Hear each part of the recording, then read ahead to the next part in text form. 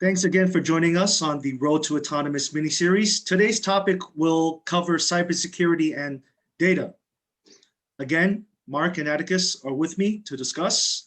And Mark, and you've said before that data is the new oil. What would you like to explain to our kind viewers on what do you mean by that?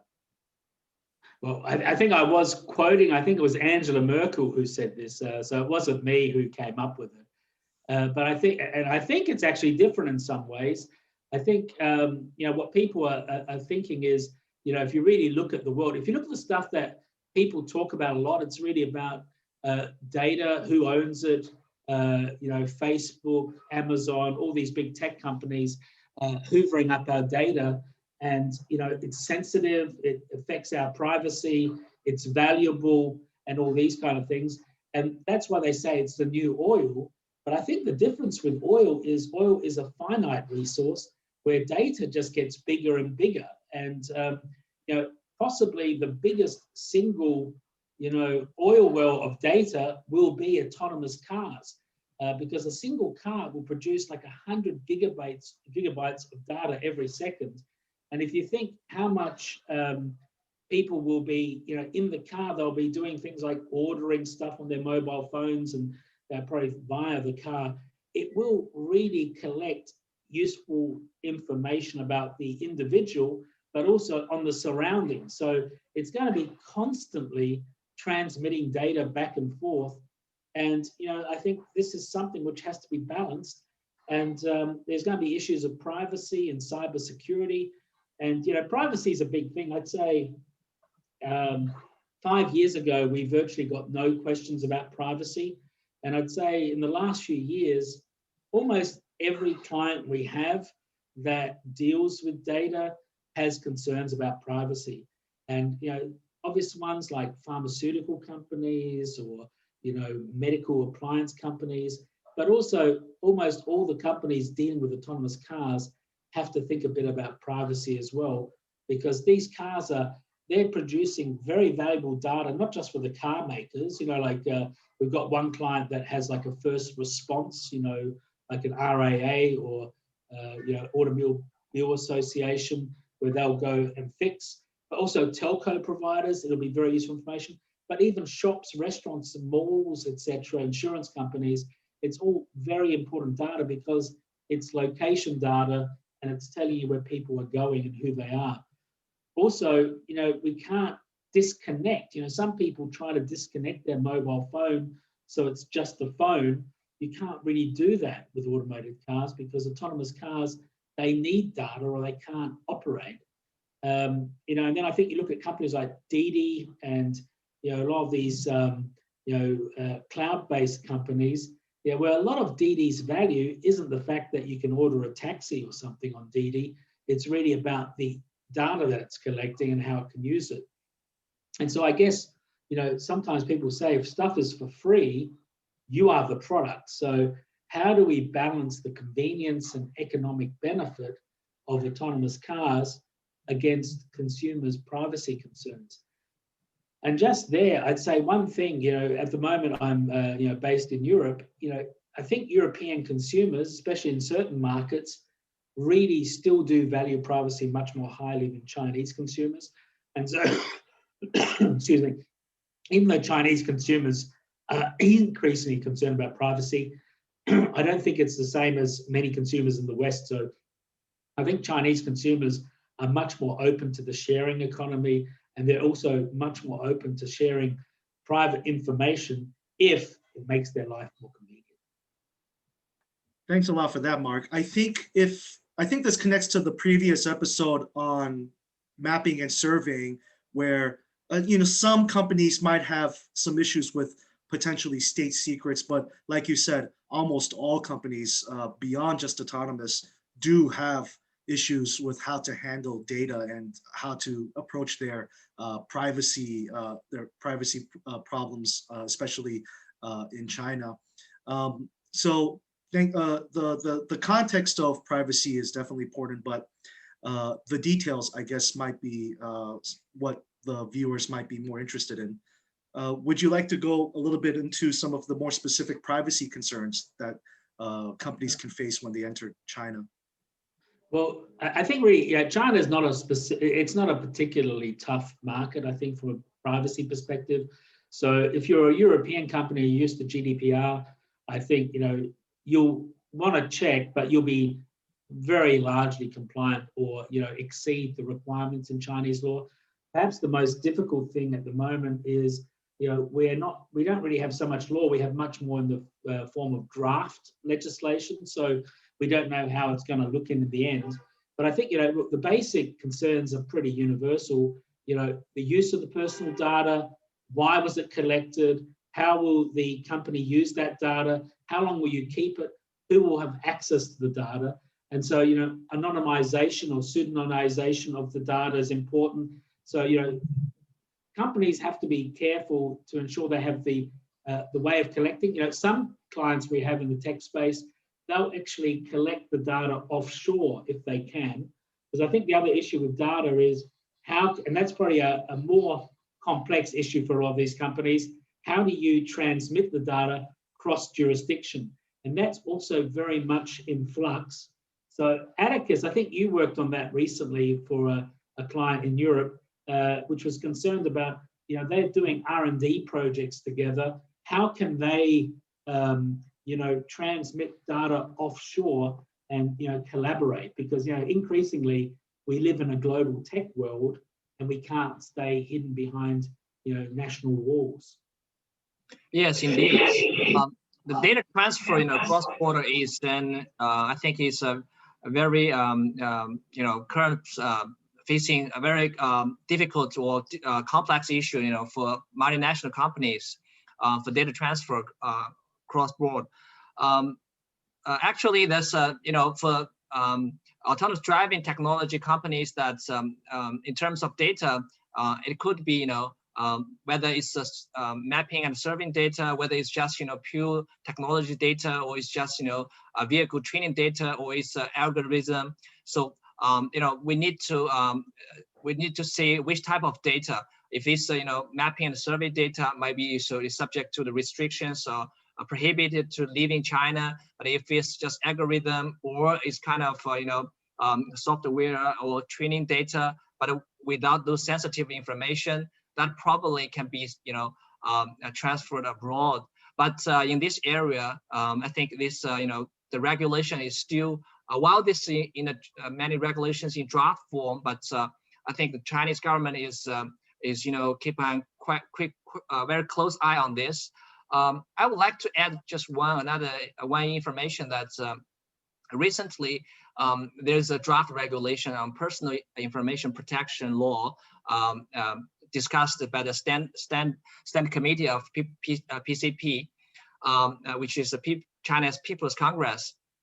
This draft personal information protection law is, people call this China's GDPR. It's adopt a lot concept from GDPR, and also in, for example, the collection, use, keep, and access, and also the data subjects' rights for those data they owned. Most importantly, I think from the enforcement perspective, this new draft has a very significant consequence, liability clauses.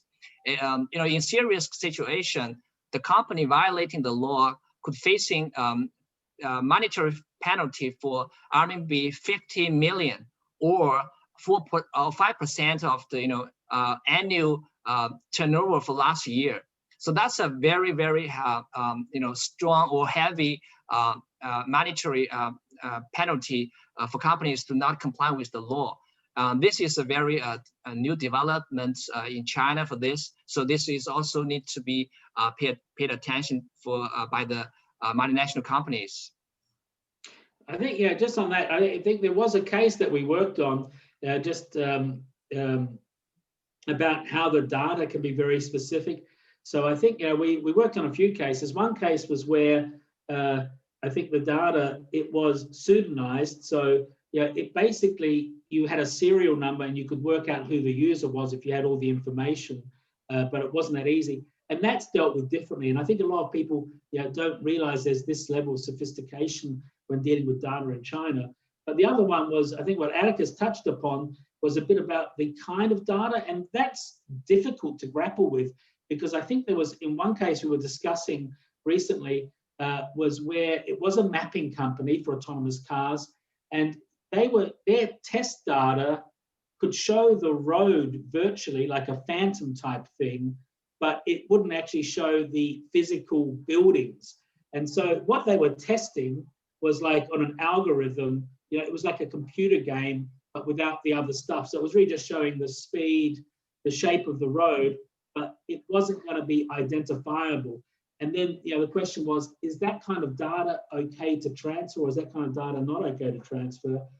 So I think you're going to have to really look at the essence of the data, especially in autonomous cars. I think it's going to be about the geospatial elements, but also the real-time information that you're passing about the individual consumers. Yes, that's right. And also, I would like to add that people may also need to pay attention to recent China's amendment on the export catalog. Among those items that are restricted or prohibited, there's AI technology, but it's described very broad, and it's possible that a lot of technology, or including the algorithm, may also be included. So we need to closely watch this, and to make sure that this technology created or developed in China can export to for example US or Europe, so that this one needs to be pay attention to. Thanks a lot, Atticus. And I will put a link in the description below, but we do discuss cybersecurity and data a little bit more broadly in another video. However, we want to focus a little bit more specifically on how cybersecurity and data intersect with autonomous. This slide goes to that point and this is about road testing and how data is shared and stored. Atticus, would you give us a little bit of background, please? Yeah, sure. I think cybersecurity is a very important issue, and that's really impact the safety of the driving and the drivers and the passengers. So I think in the testing activities, one of those testing items will be that to test from a cybersecurity perspective, and also to monitor those testing vehicles. The government wants to require that the autonomous driver, the cars, the data to be connected to the government platform, so that the authority can watching or monitor the testing driver, the testing vehicles, how they drive, and in emergency whether they can control this, to make sure that the standard of security and the safety can be maintained. Thanks, Atticus. I think one of the concerns Western companies may have is what information exactly does the Chinese government collect when doing this road testing, and what's the purpose of collecting this information? Yeah, I understand the concerns from. I think that for the moment that those testing activities are mainly conducted in the testing areas, and the purpose for this collection of the collection of the data of the autonomous driving is to make sure the standard of security and the safety requirements has been maintained by the testing applicants. So that's the main purpose. From my perspective, I don't think that will be an issue, because all this data is within the testing areas, and it's just for the the purpose is just to make sure the standards is followed, and the data is just in the public road, or allowed close the road. So there's no other sensitive information from the car company or driving applicant perspective. Thanks a lot, Atticus. I think the issue with test driving is definitely uniquely applicable to autonomous, but we want to get a little bit more of a breadth of the cybersecurity issues in the autonomous sector. So Mark, could you please? Yeah, so I think cybersecurity, look, a lot of tech companies are concerned about cybersecurity, and I understand today that we're just discussing really on a focus on autonomous vehicles. I think, look, it was probably more of an issue that China didn't really have a cybersecurity law until recently.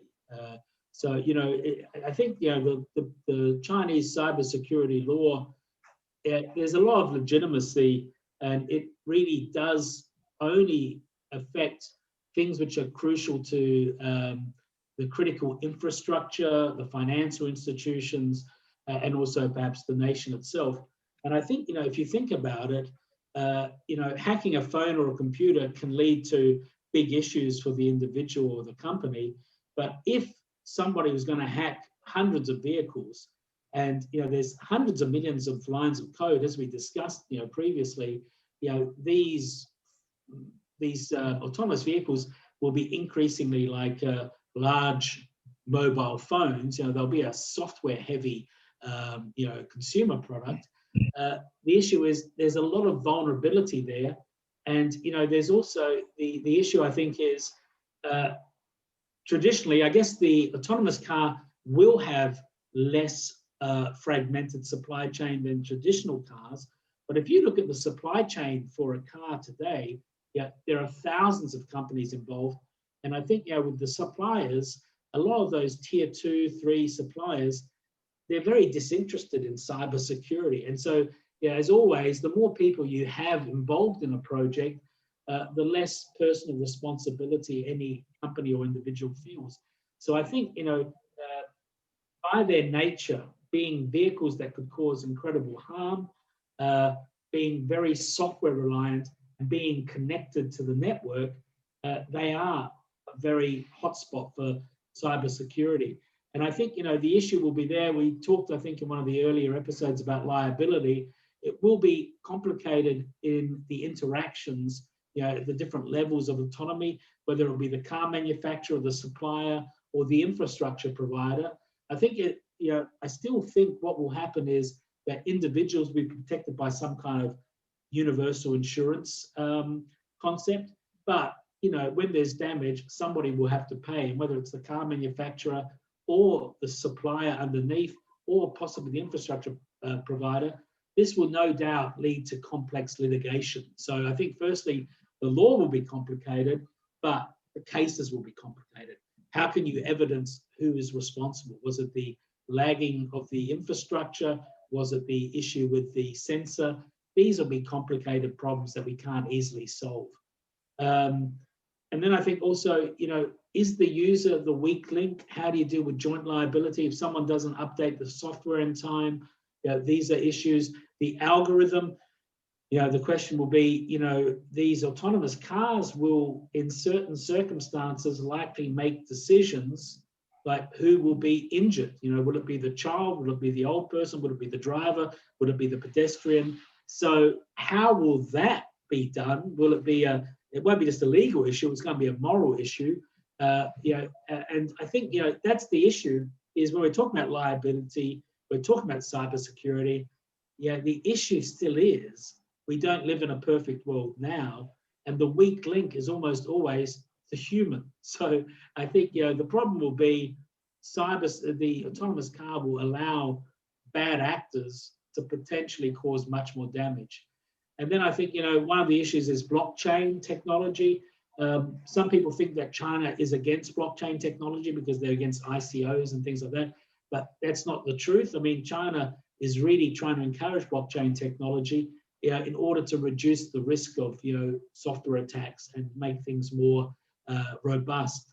So I think, the issue will be, how can we adopt cybersecurity regulations for the very specific challenges for self-driving vehicles, because they are dangerous in the moment, they are dynamic, they have to be connected all the time, and they all have to be connected together, but also connected elsewhere.